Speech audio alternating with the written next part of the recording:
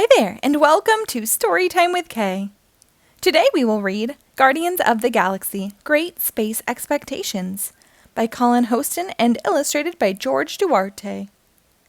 This book was published by Marvel Press in 2020. Since he could remember, Peter Quill had always wanted to know about his father. Peter's mother wouldn't tell him much for a long time.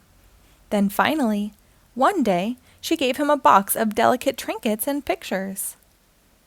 "Peter," she said, "your dad was from outer space. We fell in love and had you. Your dad had to go back home, but he left a tracker you can use to contact him, if you ever get to space." From that day, Peter dreamed of figuring out a way to get to outer space and to his father. Peter studied and practiced very hard, and after many years he became an astronaut.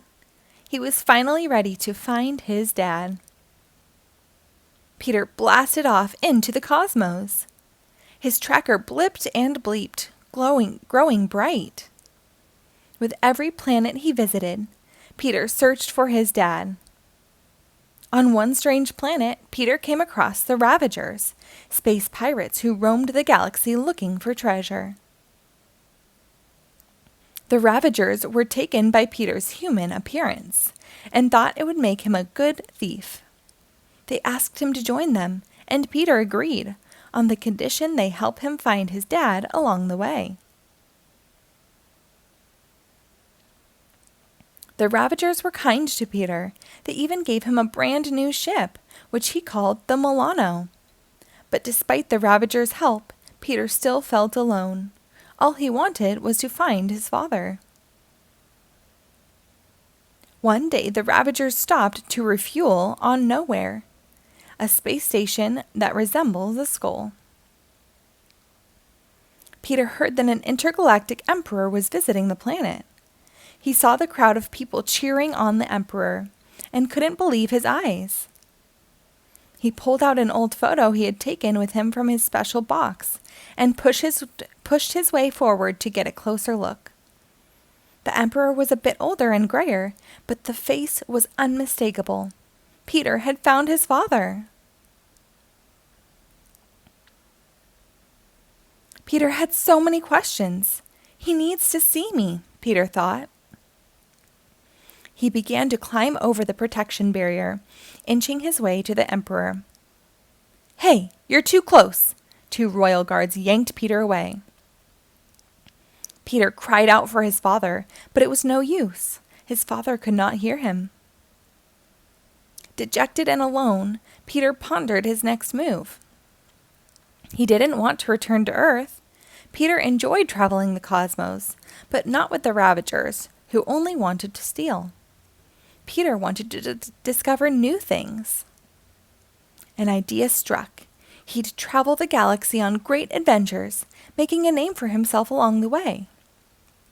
And maybe, just maybe, his dad would hear of his space adventurer and known throughout the galaxy as Star-Lord.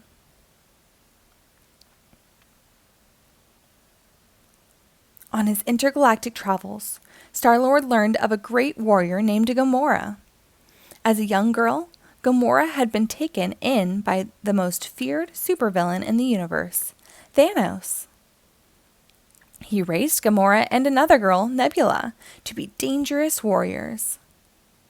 While Nebula grew accustomed to violence, Gamora wanted to help others. She ran away from her evil family in search of something better. Star-Lord tracked down Gamora, and the two bonded instantly. She understood Peter's quest to find his family, and his feelings of loneliness. Before long, Star-Lord and Gamora encountered a great warrior named Drax the Destroyer. Drax had lost his family long ago, and traveled the galaxy fighting against injustice, always standing up for the weak. He agreed to join Star-Lord and Gamora because he also knew what it felt like to be without a family. Drax would never admit it, but he was lonely too. The group's next stop was Planet X. Drax had told Star-Lord about the planet's sprawling forests filled with mythical tree-like beings, and Star-Lord thought there might be an exciting discovery there for him. But the beings all shied away from the trio, except for one friendly tree named Groot. Groot's life on Planet X was pleasant but boring. He craved excitement and adventure too. Groot asked to join the group on their journey, and Star-Lord welcomed him aboard. The group's next stop was Planet Halfworld, where they met a fierce-looking raccoon standing atop a pile of defeated aliens. But this was no ordinary raccoon. His name was Rocket, and a team of scientists had given him great intelligence. Star-Lord thought adding Rocket to the group, with his resourcefulness and smarts, would help them along their adventures. And Rocket was all alone, so he invited Rocket aboard their ship. The team was now ready for greatness. But just as Star-Lord boarded their ship, his father's tracker began to blink. His dad was on Planet Halfworld. Star-Lord and the group followed the tracker, and when Star-Lord saw the Emperor in the distance, he immediately recognized the Emperor he had seen so long ago on Nowhere.